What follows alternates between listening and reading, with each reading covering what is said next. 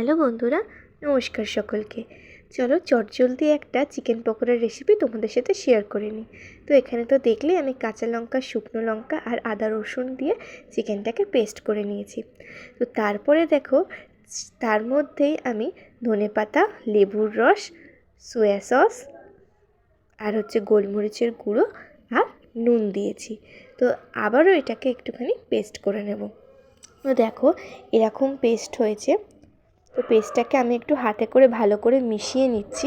তো দেখেই নিশ্চয়ই বুঝতে পারছো যে চিকেন পকোড়াটা কতটা টেস্টি হতে চলেছে। তো দেখো ভালো করে হাতে করে মিশিয়ে নিচ্ছি, যেহেতু আমরা দুজনে খাবো তো অল্প করেই করেছিলাম। আর দেখো এর মধ্যে দিলাম কর্নফ্লাওয়ার। তো দেখো এবার ভালো করে আমি মিশিয়ে নেব। আর এটা পেস্ট করার সময় কিন্তু আমি একটুও জল দিইনি। ধরো তোমার হাতে সময় নেই, বাড়িতে অতিথি এসছে, তাহলে কিন্তু তোমরা এই পকোড়াটা তাদেরকে খুব তাড়াতাড়ি এবং সহজেই বানিয়ে দিতে পারবে। তো দেখো এইরকমভাবে করে নেব। এখানে কিন্তু আমরা গোল শেপ দিইনি, একটুখানি চ্যাপ্টা চ্যাপ্টা করে নিয়েছি। কারণ তার ফলে কী হবে, দু পিঠ লাল করে ভাজলে জিনিসটা ক্রিস্পি হবে আর ভেতরটাও কিন্তু কাঁচা লাগবে না। অনেক সময় গোল করে ভাজলে কী হয়, যেহেতু পেস্ট করে পকোড়াটা করছি, মনে হয় যেন ভেতরটা একটু কেমন কাঁচা কাঁচা।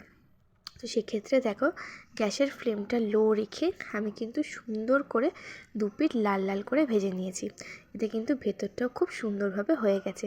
আর এরকমভাবে শেপ দিলে কিন্তু খেতেও খুব টেস্ট লাগে। তো দেখো হয়ে গেছে, এবার আমি নামিয়ে নেব। দেখো আমি নামিয়ে নিয়েছি, আর সাথে নিয়েছি একটুখানি টমেটো সস আর গ্রিন চিলি সস। তো এবার খেয়ে দেখার পালা।